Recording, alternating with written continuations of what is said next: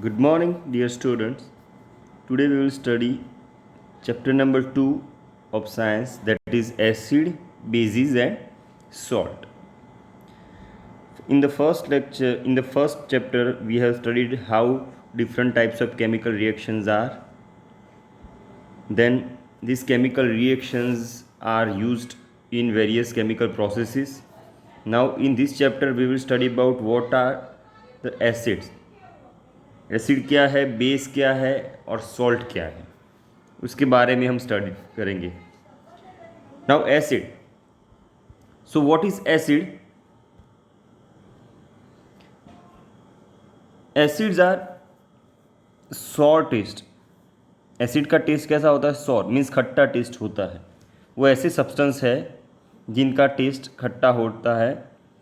Acid एक litmus paper आता है. लिटमस पेपर जो होता है वो एक इंडिकेटर होता है जो टेस्ट करने के लिए यूज़ होता है एसिड को या बेस को. तो दो तरह के लिटमस पेपर आते हैं जो पेपर टाइप का ही होता है. एक रेड कलर का लिटमस पेपर और एक ब्लू कलर का लिटमस पेपर. अब एसिड जो है वो क्या करेगा? ब्लू लिटमस पेपर को रेड में कन्वर्ट करेगा.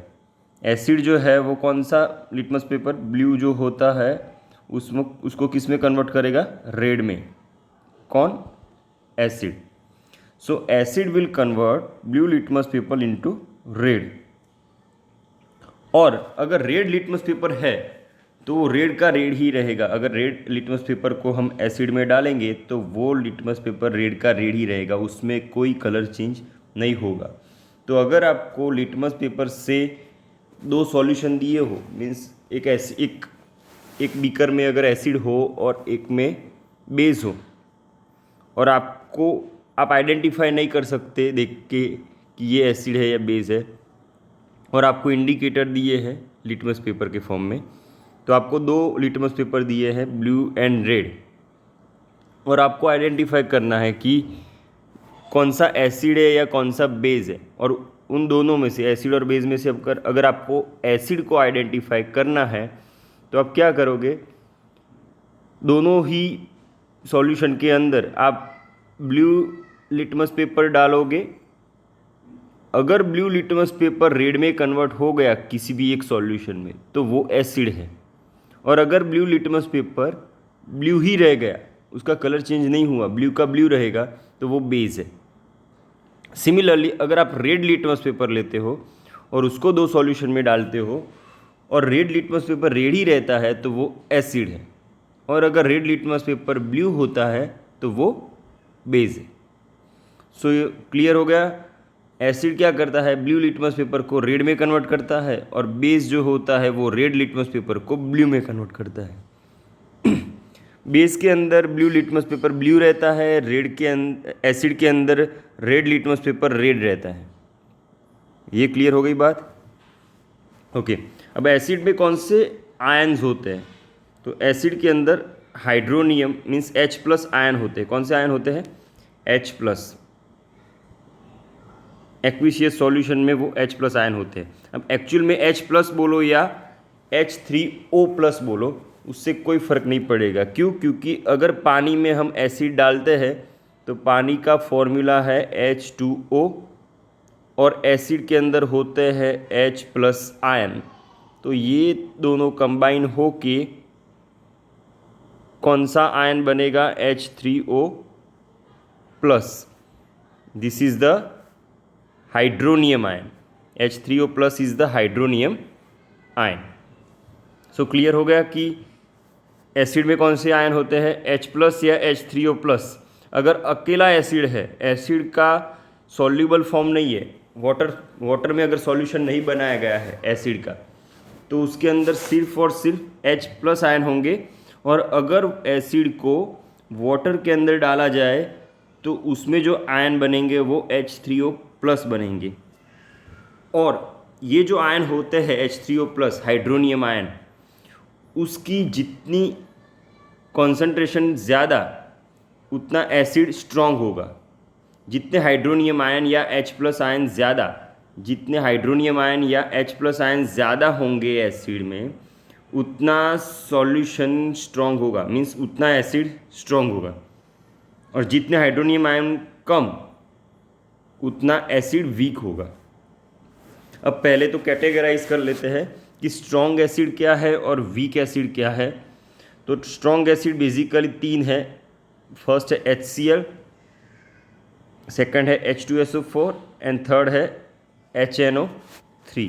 ये तीन जो है वो मोस्ट इम्पॉर्टेंट स्ट्रॉन्ग एसिड है जो हम केमिकल लेबोरेटरी में भी यूज़ करते हैं। HCl means hydrochloric acid, H2SO4 means sulphuric acid और HNO3 मीन्स नाइट्रिक एसिड।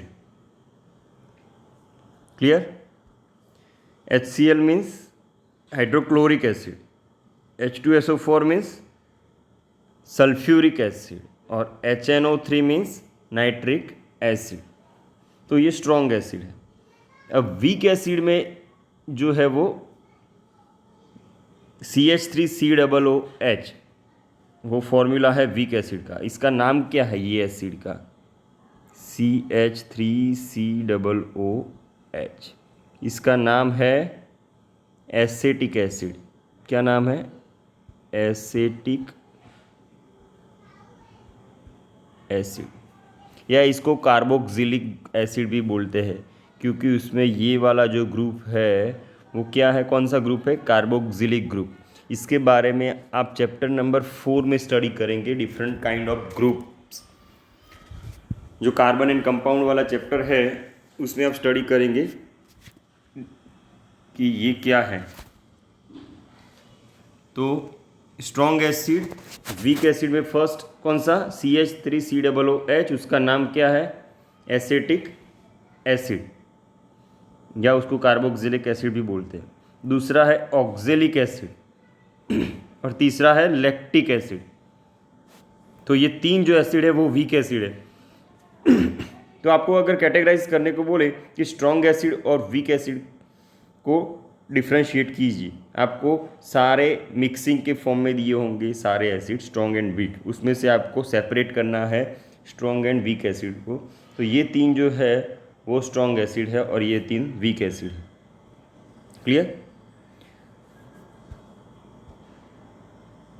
अब जो कॉन्सेंट्रेशन है एसिड का, तो एसिड दो टाइप के होते हैं, कॉन्सेंट्रेटेड एसिड और दूसरा है dilute acid.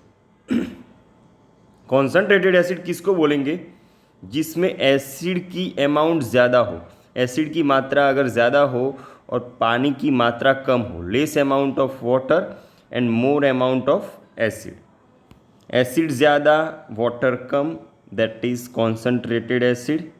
Okay, dilute acid किसको बोलेंगे? मोर अमाउंट ऑफ वाटर और less amount of acid. More amount of water and less amount of acid अगर होता है तो उसको क्या बोलेंगे हम? Dilute acid.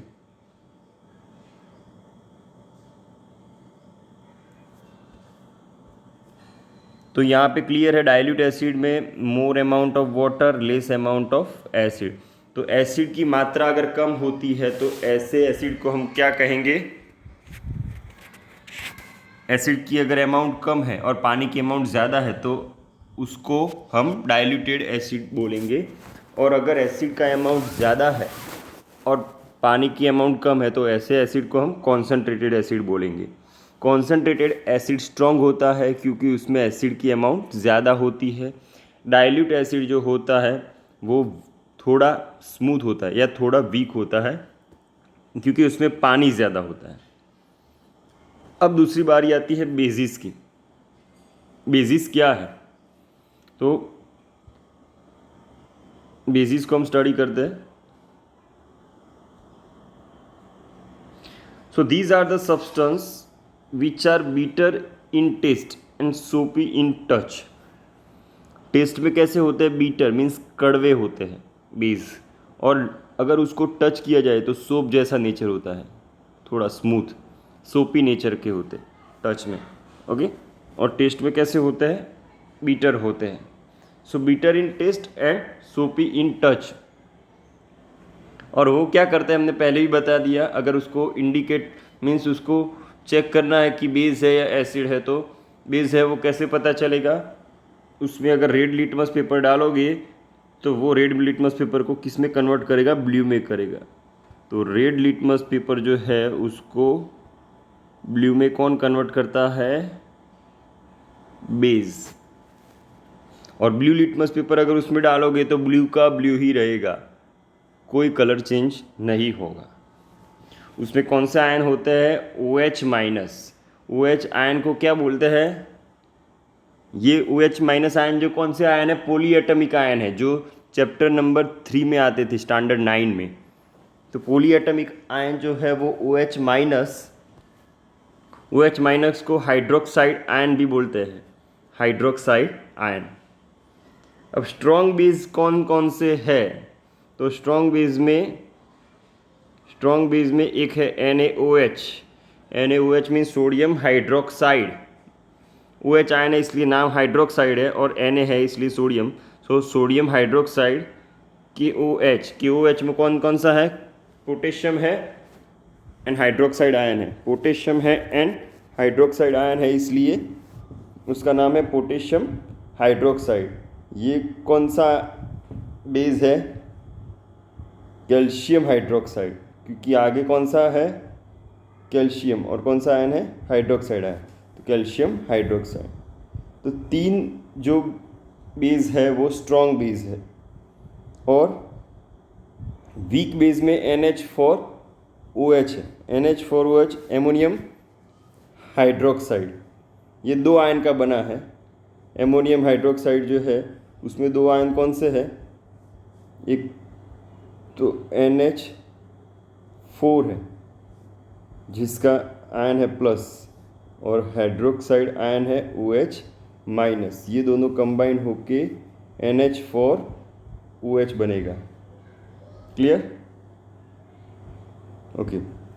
अब स्ट्रॉन्ग बेस और वीक बेस तो क्लियर हो गया। अब आल्कली क्या है, व्हाट इज आल्कलीज। सो आल्कलीज किसको कहते हैं, तो it is a one type of bases which are soluble in water. तो ये एक तरह के बेसिस है जो वाटर में सॉल्युबल है। तो सारे स्ट्रॉन्ग बेस जो है NaOH, KOH and calcium hydroxide, ये तीनों के तीनों सॉल्युबल है वाटर में, इसलिए इन तीनों को क्या कहेंगे हम, आल्कलीज।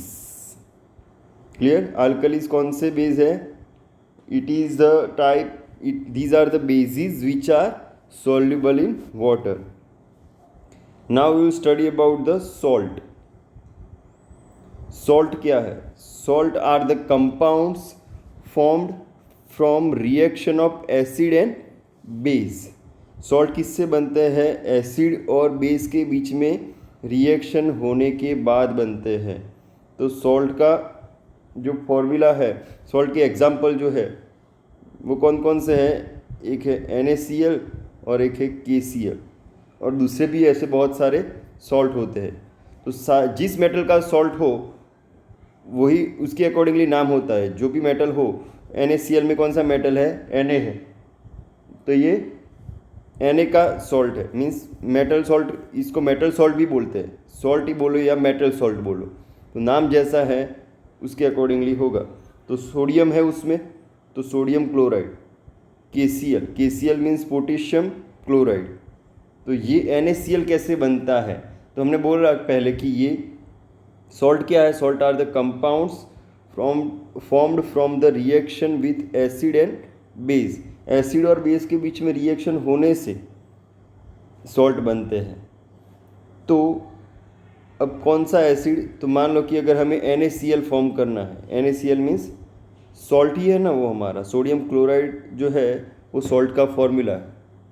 NaCl जो है वो सॉल्ट हम जो खाने में यूज़ करते हैं सॉल्ट, उसका फॉर्मूला क्या है, सोडियम NaCl है, उसका नाम क्या है, सोडियम क्लोराइड। अब सोडियम क्लोराइड फॉर्म कैसे होता है, तो एक एसिड होता है HCl, उसका रिएक्शन अगर स्ट्रॉन्ग बेस NaOH के साथ अगर होता है तो इसमें क्या होगा, Na प्लस और Cl माइनस, ये दोनों सेपरेट होके NaCl बनाएंगे। ओके, और ये जो बचा OH और ये H, तो ये दोनों मिलके क्या बनाएंगे, water. So HCl and NaOH combine होके सोडियम क्लोराइड बनाते हैं और पानी, तो यहाँ पे सोडियम क्लोराइड एंड पानी प्रोडक्ट के फॉर्म में मिलता है। रिएक्टेंट कौन है? HCl and NaOH। HCl क्या है? एसिड है। NaOH क्या है? बेस है। तो यहाँ पे कौन सा रिएक्शन हुआ? यहाँ पे डबल डिस्प्लेसमेंट रिएक्शन हुआ। यहाँ से Na, यहाँ से Cl दोनों सेपरेट होके उन्होंने फॉर्मेशन बना दी NaCl, और यहाँ से OH माइनस आयन और यहाँ से H प्लस आयन, ये दोनों ने मिलके बना दिया पानी। तो ये कौन सा रिएक्शन है? डबल डिस्प्लेसमेंट रिएक्शन, जो कि हमने चैप्टर नंबर 1 में स्टडी किया था।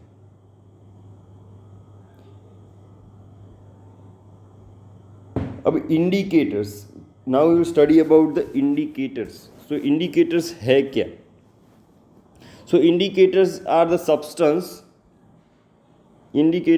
substance which change their color and smell in different types of substances। तो indicators जो होते हैं वो अपना कलर या स्मेल चेंज करते हैं in different types of substances. तो ये इंडिकेट करने के लिए यूज़ होते हैं कि इनकी हेल्प की वजह से, इंडिकेटर्स का यूज़ करके हम एसिड है या बेस है उसको आइडेंटिफाई कर सकते हैं। ओके, तो इसमें 3 टाइप है इंडिकेटर्स के। पहला है नेचुरल इंडिकेटर्स, दूसरा है सिंथेटिक इंडिकेटर्स, तीसरा है ऑल्फैक्टरी इंडिकेटर्स। तो नेचुरल इंडिकेटर्स जो होते हैं they are found in nature, means plants में से मिलते हैं। नेचर इंडिकेटर कहाँ से होते हैं? मिलते हैं प्लांट में से, ये नेचर में से मिल जाते हैं। ओके, सिंथेटिक इंडिकेटर्स जो होते हैं वो क्या होते हैं? केमिकल सब्सटेंस होते हैं, कोई केमिकल सॉल्यूशन या ऐसा कुछ होता है जिसको हम सिंथेटिक इंडिकेटर्स कहते हैं। ऑल्फैक्टरी इंडिकेटर्स कैसे होते हैं? तो these are the substance which have different odour in acid and bases. Means olfactory indicators जो होते हैं उनकी जो स्मेल जो होती है, जिसको हम ऑर्डर बोलते हैं, वो एसिड और बेस में अलग अलग आती है। तो उससे हम पता लगा सकते हैं कि ये एसिड है या ये बेस है। तो olfactory indicators are the substance which have different odour in acid and bases, and synthetic indicators are the chemical substance. Synthetic में कौन कौन से आएंगे? केमिकल जो सब्सटेंसेस है वो। और नेचुरल इंडिकेटर्स कहाँ से मिलेंगे हमें? प्लांट में से। तो नेचुरल इंडिकेटर्स के टाइप कौन से है? नेचुरल इंडिकेटर्स के टाइप कौन से है? तो litmus paper, red cabbage leaves extract, क्या क्या है? Litmus paper, red cabbage leaves extract, and flower of hydrangea plant, and turmeric. So कौन कौन से है? एक तो लिटमस पेपर है, फिर है red cabbage leaves extract, means जो गोभी होती है, लाल कलर की भी गोभी आती है, उसका यूज़ होता है नेचुरल इंडिकेटर्स के फॉर्म में। उसके जो पत्ते होते हैं उनका यूज़ होता है नेचुरल इंडिकेटर्स के लिए। और flower of hydrangea plant, hydrangea plant जो होता है उसके फ्लावर्स है वो भी यूज़ होते हैं नेचुरल इंडिकेटर्स के फॉर्म में। और टर्मरिक मीन्स हल्दी, हल्दी का भी यूज़ होता है नेचुरल इंडिकेटर के फॉर्म में। तो पहले हम देख लेते हैं कि हाइड्रेंजिया फ्लावर प्लांट कैसा होता है। तो हाइड्रेंजिया प्लांट के फ्लावर कैसे होते हैं तो वो हम देख सकते हैं। यहाँ पे ये है आपके सामने जो है वो हाइड्रेंजिया फ्लावर है, हाइड्रेंजिया प्लांट के फ्लावर है जो ऐसे दिखते हैं। क्लियर? तो अब ये जो होते हैं, ये पत्ते, ये फ्लावर जो होते हैं वो नेचुरल इंडिकेटर के फॉर्म में भी यूज़ होते हैं।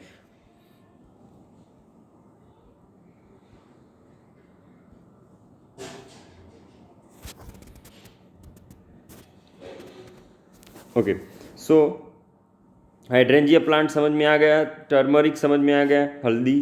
ओके, सिंथेटिक इंडिकेटर्स में हमने क्या नाम दिया था कि वो केमिकल सब्सटेंस होते हैं। तो केमिकल सब्सटेंस में कौन कौन से केमिकल सब्सटेंस? एक मिथाइल ऑरेंज एंड दूसरा है फिनोप्थेलिन। मिथाइल ऑरेंज भी एक केमिकल सब्सटेंस है और फेनोप्थेलिन भी एक केमिकल सब्सटेंस है। मिथाइल ऑरेंज जो होता है वो कैसा होता है, नाम पर से ही पता चल जाता है, ऑरेंज कलर का होता है। और फिनोप्थेलिन जो होता है वो कलरलेस होता है, मीन्स पानी जैसा कलर होता है फिनोप्थेलिन का। तो ये दोनों केमिकल सब्सटेंसेस है जो कौन से इंडिकेटर्स है, सिंथेटिक इंडिकेटर्स। नाउ हम चेक करेंगे वन बाय वन कि कौन से इंडिकेटर का यूज़ एसिड और बेस को आइडेंटिफाई करने के लिए कैसे होता है। तो फर्स्ट ऑफ ऑल जो यहाँ पे है लिटमस पेपर जो होता है वो, अगर यहाँ पे किसकी बात हो रही है, एसिडिक सॉल्यूशन की, तो एसिडिक सॉल्यूशन और यहाँ पे है बेसिक सॉल्यूशन। तो एसिडिक सॉल्यूशन में आप लिटमस पेपर डालोगे रेड, तो रेड कलर का लिटमस पेपर रेड हो जाएगा, मीन्स रेड का तो रेड ही रहेगा। और ब्लू कलर का अगर आप रखोगे तो ब्लू किस में कन्वर्ट हो जाएगा, रेड में। मीन्स अगर कोई भी लिटमस पेपर रेड कलर का, अगर लिटमस पेपर रेड रहता है या आपने ब्लू कलर का लिटमस पेपर लिया जो कन्वर्ट होकर रेड में कन्वर्ट हो जाता है, तो वो कौन सा सॉल्यूशन है, एसिडिक सॉल्यूशन है। और बेसिक सॉल्यूशन में ब्लू लिटमस पेपर ब्लू रहता है और रेड लिटमस पेपर कन्वर्ट होके कौन सा कलर ले लेता है, ब्लू कलर। सो अगर red litmus paper blue colour में कन्वर्ट हो जाए तो वो सॉल्यूशन कैसा है, बेसिक सॉल्यूशन है। तो ऐसे आइडेंटिफाई करेंगे हम लिटमस पेपर से। नाउ दूसरा इंडिकेटर है रेड कैबेज लीफ एक्सट्रैक्ट। तो रेड कैबेज जो होती है उसको अगर एसिड में, उसके पत्ते जो होते हैं, रेड कैबेज के जो पत्ते होते हैं, लीफ, उसको अगर एसिड में डाला जाए तो उसका कलर रेड का रेड ही रहता है। लेकिन अगर रेड कैबेज के पत्ते को बेसिक सॉल्यूशन में डाला जाए तो उसके पत्ते का कलर ग्रीन होता है। Flower of hydrangea, flower of hydrangea आपने देखा अभी, इसके फ्लावर कैसे थे, ब्लू कलर के थे। ओके, तो उसको अगर एसिड में रखेंगे तो एसिडिक सॉल्यूशन में उसका ब्लू कलर ब्लू ही रहेगा, उसमें कोई चेंज नहीं आएगा। ये थोड़ा अलग से है। फ्लावर ऑफ हाइड्रेंजिया प्लांट जिसका ओरिजिनल कलर ब्लू होता है, उसको अगर हम एसिडिक सॉल्यूशन में रखेंगे तो उसका कलर ब्लू का ब्लू ही रहेगा। लेकिन अगर उसको हम बेसिक सॉल्यूशन में रखते हैं तो उसका कलर ब्लू से क्या हो जाएगा, पिंक हो जाएगा। तो जैसे ही आपके पास मान लो कि दो सॉल्यूशन है, एक में एसिड भरा हुआ है, एक में बेस भरा हुआ है, लेकिन आपको पता नहीं है, आपको स्मेल पर से भी पता नहीं चल रहा है, आपको किसी भी तरीके से पता नहीं चल रहा है कि कौन सा एसिड है या कौन सा बेस है, और आपको सिर्फ और सिर्फ क्या दिया है, flower of hydrangea plant, hydrangea plant के फ्लावर आपको दिए हैं। तो आप कैसे आइडेंटिफाई करोगे कि कौन सा सॉल्यूशन एसिड है या कौन सा सॉल्यूशन बेस है। तो आप क्या करोगे, फ्लावर ऑफ हाइड्रेंजिया प्लांट जो फ्लावर है हाइड्रेंजिया प्लांट के, उसको एसिडिक सॉल्यूशन में डालोगे और बेसिक सॉल्यूशन, दोनों सॉल्यूशन में आप उसके फ्लावर्स को डालोगे।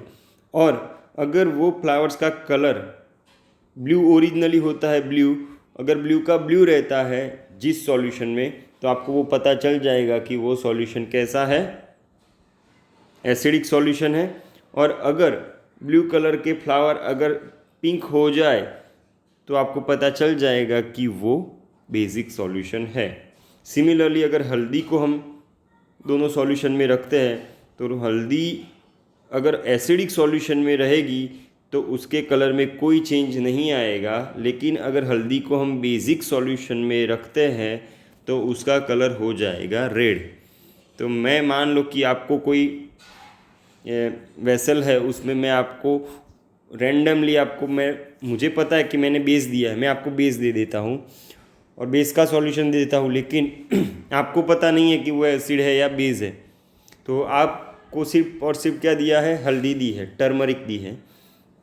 अब टर्मरिक को आप क्या करोगे, वो जो सॉल्यूशन मैंने आपको दिया उसमें डालोगे तो टर्मरिक का कलर अगर रेड हो गया तो आप तुरंत मुझे बता दोगे कि ये बेसिक सॉल्यूशन है। अगर टर्मरिक का कलर नहीं चेंज हुआ तो आप बता दोगे कि ये एसिडिक सॉल्यूशन है। ओके, नाउ अब बारी आती है सिंथेटिक इंडिकेटर्स की। तो सिंथेटिक इंडिकेटर्स जिसमें फर्स्ट है फिनोप्थेलिन। फिनोप्थेलिन जो होता है वो एसिड में, अगर उसमें उसके अंदर एसिड के ड्रॉप डाले जाए, फिनोप्थेलिन एक लिक्विड होता है जो मैंने बताया कि वो कलरलेस होता है, पानी जैसा कलर होता है उसका, उसमें अगर एसिड की बूंदें डाली जाए तो उसका कलर बिल्कुल भी चेंज नहीं होगा, वो कलरलेस ही रहेगा। लेकिन अगर उसमें मैं बेस की बूंदें डालता हूँ, मीन्स ड्रॉप ऑफ बेस, मैं बेस के ड्रॉप्स उसमें डालता हूँ तो उसका कलर क्या हो जाएगा, पिंक हो जाएगा। तो मुझे पता चल जाएगा कि ये बेस है, जो मैंने डाला वो बेस है या एसिड है। तो एसिड डालने से कलरलेस हो जाएगा, मीन्स कलरलेस ही रहेगा वो, और बेस के ड्रॉप डालने से वो पिंक हो जाएगा। सिमिलरली ऐसा ही दूसरा सब्सटेंस है, केमिकल सब्सटेंस सिंथेटिक इंडिकेटर में, मिथाइल ऑरेंज। मिथाइल ऑरेंज की अंदर मैं एसिड की बूंदें डालूँगा तो वो रेड कलर की हो जाएगा। मिथाइल ऑरेंज का कलर कैसा हो जाएगा, रेड हो जाएगा। और अगर मैं उसमें बेस डालूँगा, बेस के ड्रॉप डालूँगा, तो मिथाइल ऑरेंज का ऑरेंज कलर जो है वो कैसा हो जाएगा, येलो हो जाएगा। तो मुझे पता चल जाएगा कि कौन सा बेस है और कौन सा एसिड है। सिमिलरली अगर हम ऑल्फैक्टरी इंडिकेटर्स की बात करें, ऑल्फैक्टरी इंडिकेटर्स में फर्स्ट है ओनियन। हमने बताया आगे कि ऑल्फैक्टरी इंडिकेटर्स कैसे होते हैं। तो ऑल्फैक्टरी इंडिकेटर्स ऐसे सब्सटेंस होते हैं जिसका ऑर्डर मीन्स स्मेल चेंज होती है, जिसका ऑर्डर चेंज होता है, स्मेल चेंज होती है। तो ऐसे इंडिकेटर्स को एसिड या बेस में डालने से उसकी स्मेल चेंज होती है। ऐसे इंडिकेटर्स को क्या कहेंगे, ऑल्फैक्टरी इंडिकेटर्स। उसमें है फर्स्ट ओनियन। ओनियन की स्मेल कैसी आती है, आप नॉर्मली आप पहचान सकते हो। उसको अगर एसिड में डाला जाए तो ओनियन जो है वो अपनी जो भी स्मेल है वो रिटेन रखेगा, मीन्स जैसे भी स्मेल करता है ओनियन वैसे ही स्मेल करेगा अगर उसको हमने एसिडिक सॉल्यूशन में डाला है तो, मीन्स उसकी कैरेक्टरिस्टिक स्मेल मेंटेन रहेगी, उसकी स्मेल में कोई चेंज नहीं होगा अगर उसको एसिडिक सॉल्यूशन में रखते हैं तो। लेकिन अगर ओनियन को बेसिक सॉल्यूशन में रखते हैं तो उसमें से कोई भी स्मेल नहीं आएगी, जो उसकी नेचुरल स्मेल है ओनियन की वो चली जाएगी। उसमें से कोई स्मेल अगर नहीं आएगी तो हम पता लगा सकते हैं कि ये हमने ओनियन को बेसिक सॉल्यूशन में रखा। दूसरा है ऑल्फैक्टरी जिसमें है वैनिला एसेंस।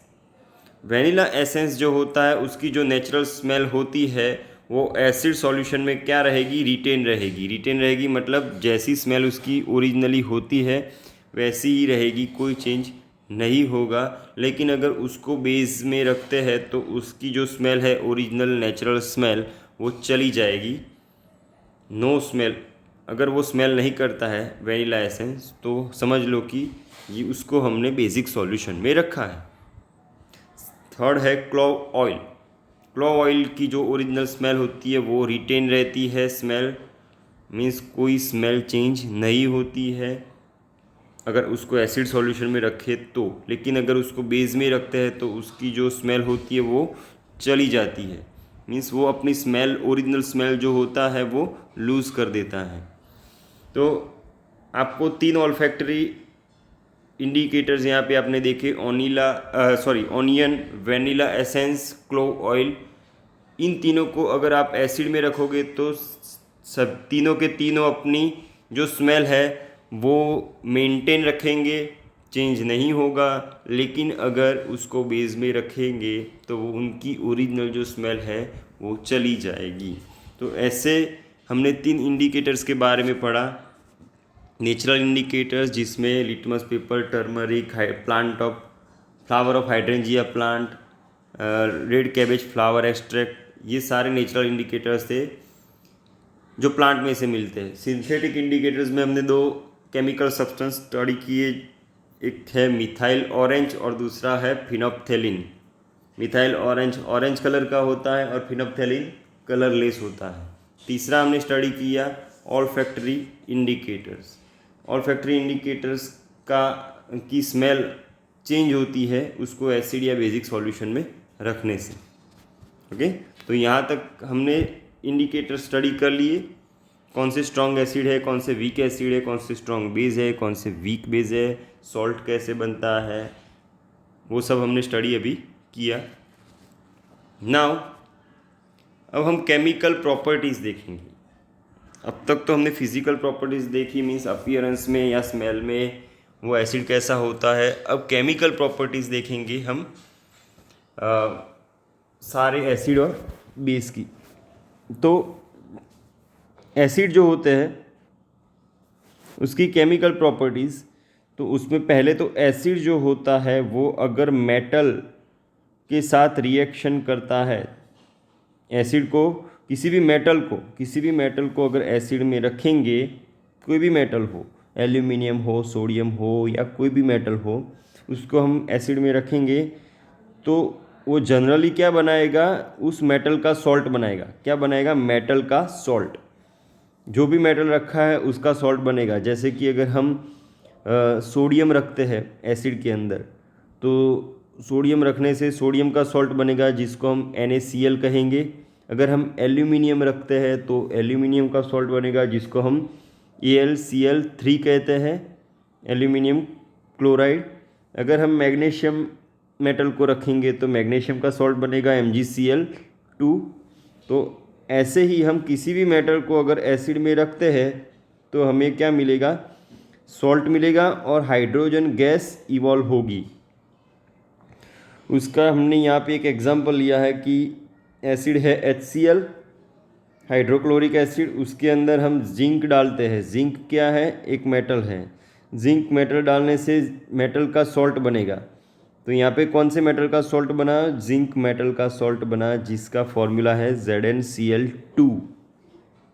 और क्या इवॉल्व हुआ? हाइड्रोजन गैस इवॉल्व हुई। समझ में आ गया?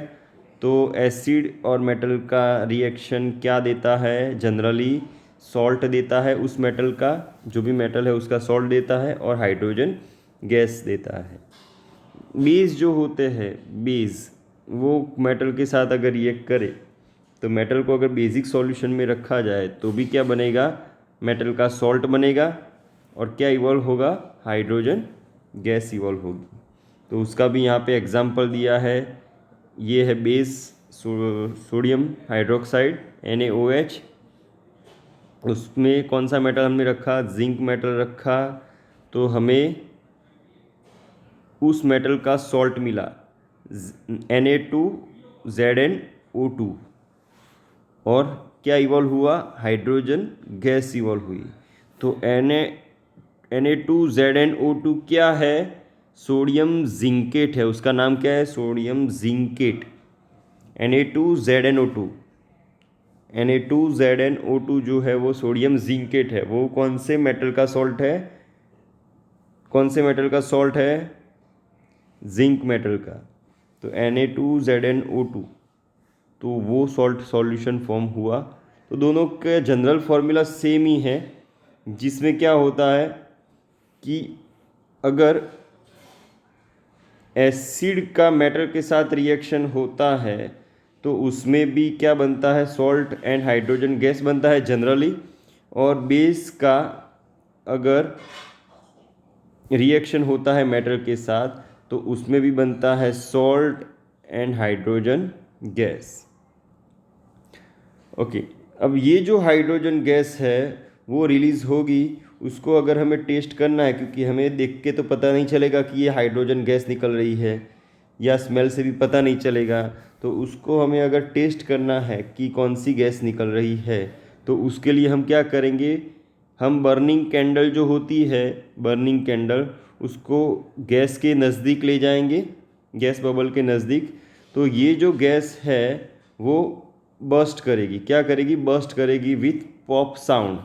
तो हाइड्रोजन गैस का टेस्टिंग फॉर्मूला यही है कि उसके नज़दीक अगर बर्निंग कैंडल लाई जाए तो वो जो बर्निंग कैंडल जो होती है वो बर्स्ट करेगी, मीन्स पॉप साउंड से बर्स्टिंग होगा, बबल्स के, गैस के जो बबल्स होते हैं वो बर्स्ट करेंगे विथ पॉप साउंड, एक आवाज़ आएगी। तो उससे हमें पता चलेगा कि ये हाइड्रोजन गैस इवॉल्व हुई है। तो यहाँ हमने देखा किसका रिएक्शन, मेटल का रिएक्शन किसके साथ देखा हमने, मेटल का रिएक्शन देखा हमने एसिड एंड बेस के साथ। अब हम क्या देखने जा रहे हैं, अब हम देख रहे हैं reaction of metal carbonate and metal hydrogen carbonate with acid and base.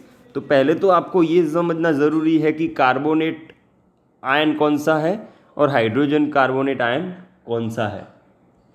तो carbonate ion is a polyatomic ion, hydrogen carbonate ion is also a polyatomic ion that you have studied in chapter number 3 atoms and molecule of standard 9।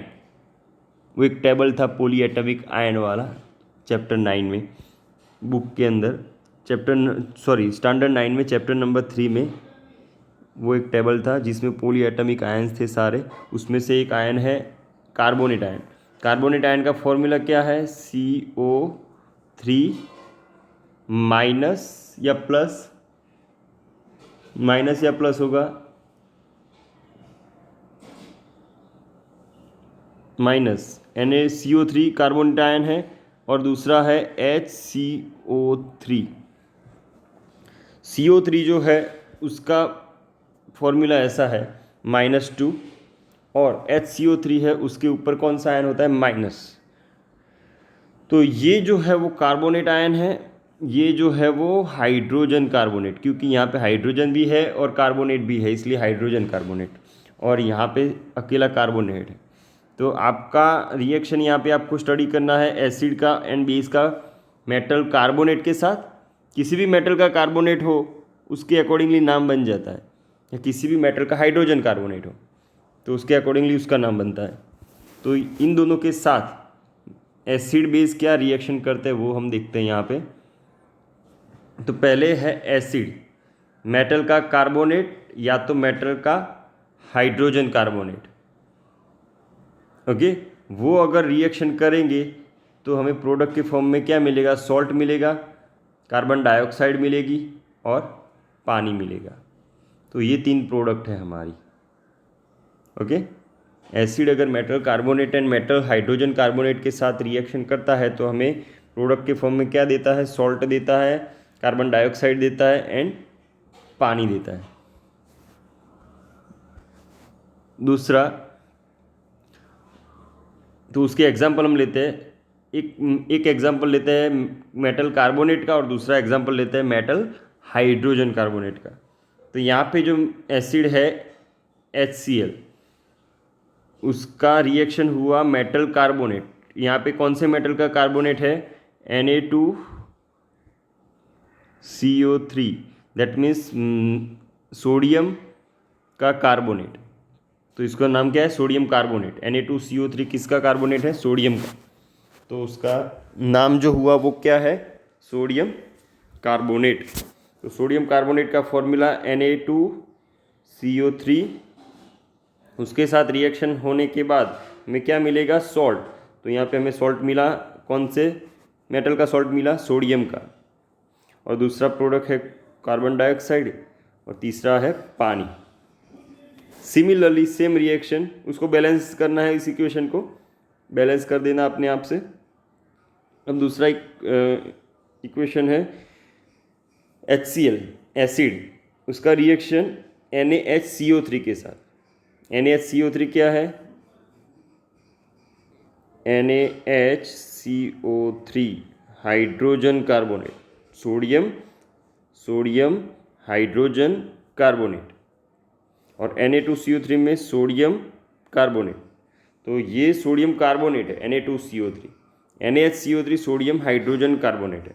तो उससे मिलेगा क्या, salt ही मिलेगा दोनों के साथ, CO2 मिलेगा एंड पानी मिलेगा। तो ये रिएक्शन देता है एसिड किसके साथ, मेटल कार्बोनेट के साथ या मेटल हाइड्रोजन कार्बोनेट के साथ। पहले तो मैं आपको ये क्लियर कर दूं कि Na2CO3 के नाम क्या है। Na2CO3 तो इसका नाम है सोडियम कार्बोनेट, उसका दूसरा नाम है वॉशिंग सोडा, जो आगे आएगा स्टडी में। तो ये सोडियम कार्बोनेट हुआ। अब NaHCO3, NaHCO3 का नाम है sodium hydrogen carbonate, sodium hydrogen carbonate, या उसको दूसरा नाम लिख सकते हैं सोडियम बाइकार्बोनेट, सोडियम बाइकार्बोनेट। तो इसका तीसरा नाम है बेकिंग सोडा, बेकिंग सोडा जिसको हम NaHCO3 भी बोलते हैं, और वॉशिंग सोडा जिसको हम Na2CO3 भी बोलते हैं। तो Na2CO3 मीन्स सोडियम कार्बोनेट, दूसरा नाम वॉशिंग सोडा। NaHCO3 का मतलब है सोडियम हाइड्रोजन कार्बोनेट, उसको हम सोडियम बाइकार्बोनेट भी बोल सकते हैं, और तीसरा नाम है बेकिंग सोडा। ओके, तो ये दोनों का नाम आपको पता होना चाहिए। ये कौन से मेटल के कार्बोनेट है, कौन से मेटल के, सोडियम के। ओके, अब हम रिएक्शन देखते हैं बेस का। बेस का किसके साथ, मेटल कार्बोनेट या मेटल हाइड्रोजन कार्बोनेट के साथ अगर बेस रिएक्शन करता है तो कोई भी रिएक्शन नहीं होता। Clear, no reaction, there is no reaction when base will react with metal carbonate or metal hydrogen carbonate. Okay, now CO2 can be tested by passing through lime water. CO2 को अगर test करना है तो उसको lime water में से पास करके हम टेस्ट कर सकते हैं CO2 गैस को। यहाँ पे जो गैस इवॉल्व हो रही है, कौन सी गैस इवॉल्व हो रही है, CO2।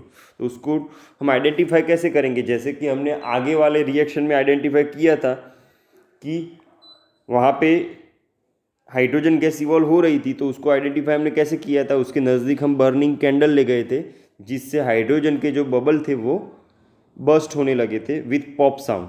लेकिन यहाँ पे जो CO2 है उसको आइडेंटिफाई कैसे करेंगे, उसमें वो पॉप साउंड नहीं देगा, बर्निंग कैंडल ले जाके उसको टेस्ट नहीं कर सकते, वो सिर्फ हाइड्रोजन गैस को टेस्ट करने के लिए था। तो CO2 को टेस्ट कैसे करेंगे, तो CO2 को लाइम वाटर में पास करेंगे। लाइम वाटर जो होता है उसमें हम CO2 को पास करेंगे तो लाइम वाटर जो होता है वो कैसा हो जाता है, मिल्की हो जाता है, उसका कलर कैसा हो जाता है, lime water will turns milky colour. Milky colour अगर हो जाता है तो हम आइडेंटिफाई कर पाएंगे कि ये जो गैस इवॉल्व हो रही है वो CO2 है। ओके, CO2 हमें केमिकल रिएक्शन से तो पता चलता है कि CO2 इवॉल्व हो रही है, लेकिन मान लो कि आप प्रैक्टिकल कर रहे हो, आपको एसिड दिया है, आपको सोडियम कार्बोनेट दिया है या सोडियम हाइड्रोजन कार्बोनेट दिया है, तो आपको सॉल्ट मिलेगा, सोडियम क्लोराइड मिलेगा, ओके, जो सॉल्ट है, फिर CO2 मिलेगा और H2O मिलेगी। लेकिन वो जो गैस इवॉल्व हुई, मान लो कि आपको पता ही नहीं है कि कौन सी गैस इवॉल्व हो रही है, ओके, तो आप कैसे चेक करोगे, तो CO2 इवॉल्व हो रही है या नहीं है वो चेक करने के लिए आप उसको लाइम वाटर में से पास करोगे, और अगर लाइम वाटर मिल्की कलर में कन्वर्ट हो जाता है तो हम आइडेंटिफाई कर सकते हैं कि वो CO2 था। Okay, now when excess CO2 is passed, अगर ज़्यादा मात्रा में CO2 पास की जाए, ओके, तो CaCO3 जो यहाँ पे आया, तो वो CaCO3 के ऊपर ज़्यादा मात्रा में CO2 पास की जाए और पानी भी उसमें डाला जाए तो हमें क्या मिलेगा, HCO3 ट्वाइस। यहाँ पे थोड़ा फॉर्मूला में फॉल्ट है, यहाँ पे CA ब्रैकेट में HCO3 ट्वाइस आएगा, तो उसका मतलब क्या है, CA ब्रैकेट में HCO3 ट्वाइस। तो ये क्या है? कैल्शियम। HCO3 को क्या बोलते हैं? बाइकार्बोनेट या हाइड्रोजन कार्बोनेट। तो कैल्शियम हाइड्रोजन कार्बोनेट, ये कैल्शियम बाइकार्बोनेट। तो अगर एक्सेस अमाउंट में कार्बन डाइऑक्साइड पास की जाए तो हमें क्या मिलेगा? कैल्शियम बाइकार्बोनेट मिलेगा। और इससे क्या होगा? जो मिल्कीनेस थी, जो मिल्की कलर हमें मिला था लाइम वाटर का, वो मिल्कीनेस डिसअपियर हो जाएगी। ओके, तो यहाँ तक आपको समझ में आ गया होगा हमने क्या स्टडी किया। हमने एसिड क्या होता है, बेस क्या होता है, सॉल्ट क्या होता है, स्ट्रॉन्ग एसिड कौन से है, वीक एसिड कौन से है, स्ट्रॉन्ग एसिड का फॉर्मूला जो है वो कौन सा है, फिर जो एसिड होते हैं या बेस होते हैं उनको आइडेंटिफाई करने के लिए डिफरेंट काइंड ऑफ इंडिकेटर्स हमने स्टडी किए, जिसमें नेचुरल इंडिकेटर्स, सिंथेटिक इंडिकेटर्स और ऑल्फैक्टरी इंडिकेटर्स हमने स्टडी किए। फिर हमने क्या स्टडी किया कि एसिड या बेस मेटल के साथ कैसा रिएक्ट करते हैं। तो वो मेटल के साथ रिएक्ट करके मेटल सॉल्ट बनाते हैं और हाइड्रोजन गैस इवॉल्व होती है। सिमिलरली एसिड और बेस का रिएक्शन कार्बोनेट के साथ, मेटल कार्बोनेट के साथ या मेटल हाइड्रोजन कार्बोनेट के साथ कैसा होता है, तो वो भी हमने स्टडी किया। तो आज के लेक्चर में हम इतना ही रखते हैं और आगे के लेक्चर में हम स्टडी करेंगे अदर रिएक्शन, जिसमें स्टडी होगा एसिड और बेस का एक दूसरे के साथ रिएक्शन, और बाकी दूसरी चीज़ें भी हम डिस्कस करेंगे। तो आज के लिए इतना ही। Thank you.